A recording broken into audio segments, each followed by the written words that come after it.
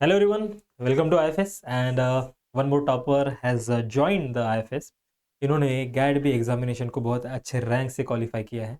बहुत सारी बातें इनसे कर लेंगे, क्यों इन्होंने चाहा गैड बी को टारगेट करें, क्या एम्बिशंस है इनके आगे, क्या करना चाहते हैं, ऐसी बहुत सारी तमाम बातें इनसे जान लेंगे। एंड ये सब जानने से पहले थोड़ा इनको जान लेते हैं, तो please introduce your self. Hello, hello, sir. I am Suranshi Vishal Venkat from Maharashtra, Latur. Okay and you Uh, graduated, you have completed your graduation. from Latur, Maharashtra, in Shivlingeshwar College of Pharmacy, Latur. Okay and कौन से exams आपने qualify की है?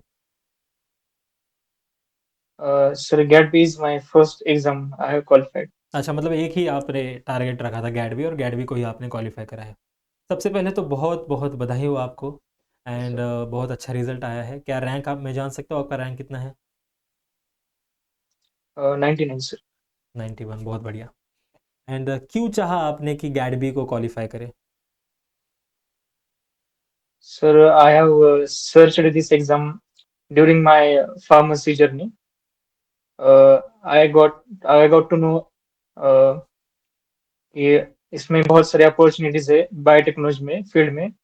सो मैंने इस exam की preparation की और क्वालिफाई किया तो मतलब ट्वेंटी आप five b twenty form twenty के फाइव में। स्टूडेंट हो? Yes sir. हाँ। तो क्या फ़ायदे होते हैं बी फार्म वालों के जो गैडवी निकालते हैं? इस फील्ड में हमें एमएससी बायोटेक्नोलॉजी और एमटेक बायोटेक्नोलॉजी में एडमिशन मिलता है अच्छे अच्छे कॉलेज में। ओके, एमटेक और करना है स्टाइपेंड भी आपको मिलता आगे। है। Yes sir. स्टाइपेंड भी मिलता है, सही बात है। मतलब we can say guide B करके आपको एमटेक में जाना है, और एमटेक के बाद इंडस्ट्री में जाना है या फिर रिसर्च में जाना है? My first priority is industry oriented. Industry में जाना है आपको। ओके। कौन से इंडस्ट्री में, मतलब कैसी जॉब्स मिलती है एमटेक वालों को? फार्मा इंडस्ट्री में मिलती है एब्सोल्युटली, बट क्या काम होता है? Sir actually I don't know much more details okay, सिर्फ। बस इंडस्ट्री में जॉब करना है आपको एमटेक करके। ओके, वेरी नाइस, बहुत बढ़िया। Yes sir. एंड और भी बहुत सारे एग्जाम होते हैं बी फार्म से एम फार्म या फिर एमटेक में जाने के, जैसे जी पैट या फिर नाइपर एंड गेट भी होता है। तो उन सबको टारगेट किया है आपने या फिर सिर्फ और सिर्फ गैट बी को ही? सर मैंने बहुत एग्जाम दिए लेकिन गैट में मेरी पहली एग्जाम है क्वालिफाई जो किए क्वालिफाई हुए। हुए आपने, मतलब ये सारी जो मैंने नाम लिए सब आपने दिए हैं एग्ज़ाम? Okay, yes sir. कैसे पता चला इतने सारे एग्ज़ाम्स के बारे में? Sir from senior and YouTube YouTube से ओके। मुझे जानने को मिला। आईएफएस के बारे में कैसे पता चला? Sir my senior told me to watch IFS for GATE and many more competitive exams. Okay, so most of the time your seniors help you in lots of the situation, right? And कैसा माहौल yes है sir. वहाँ पे university में आपके या फिर college में पढ़ने के लिए? सर अच्छा एनवायरनमेंट है। लाइब्रेरी है सबको और डेस्क भी है मिलते हैं। अच्छा। लैब बुक्स भी है सब सब फील्ड के। मतलब पढ़ाई के लिए प्रमोट करते हैं, प्रोत्साहन देते हैं पढ़ाई करने के लिए। Okay, very nice. Yes and sir. Syllabus की बात करूँ तो ऐसी कौन सी चीज़ें आपके लिए नई रही होगी जब आप गैट बी का प्रिपरेशन कर रहे थे? कुछ चीज़ें नई होगी ना, क्योंकि एम फार्म बी फार्म में सारी के सारी चीज़ें जो लाइफ साइंस में होती है वो नहीं पढ़ते आप।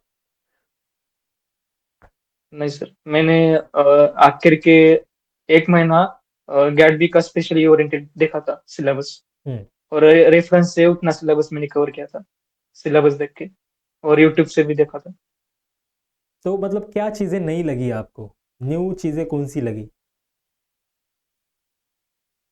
जो पढ़ने में थोड़ा न्यू चीजें डिफिकल्टी आई मतलब या फिर थोड़ा जीरो से स्टार्ट करना पड़ा? स्पेशली बायोटेक्नोलॉजी उतनी बी फार्म में नहीं रहती। हम्म। सो उसमें बेसिक्स से हमें पढ़ना पड़ता है। तो उसको आपको थोड़ा ज़्यादा टाइम लगा पढ़ने के लिए? Yes sir. ओके। एंड ऐसा कौन सा सिलेबस में ऐसा कौन सा पार्ट था जो बहुत पसंदीदा था, जो प्यारा था, जिसको आप अच्छे से पढ़ सकते थे? स्पेशली ट्रांसक्रिप्शन ट्रांसलेशन और मोलिकुलर बायोलॉजी रेप्लिकेशन। आपको पसंद है? Yes sir. ये क्यों पसंद है, क्या अच्छा लगता है इसमें? सर इसमें बहुत सारी डिटेल्स है और हमें सेल डिवीजन के बारे में बहुत पता चलता है, कैसे होता है कैसे नहीं। ओके। और बोलिए। और इसमें बहुत सारी डिटेल्स पता चलती है इसलिए। Okay, fine. पीवाई क्यूज का क्या रोल रहता है किसी भी एग्जाम को क्वालिफाई करने के लिए? मैंने 2024 के पीवाईक्यू देखे थे, उसमें से बहुत सारे क्वेश्चंस रिपीट हुए 2025 में। हम्म।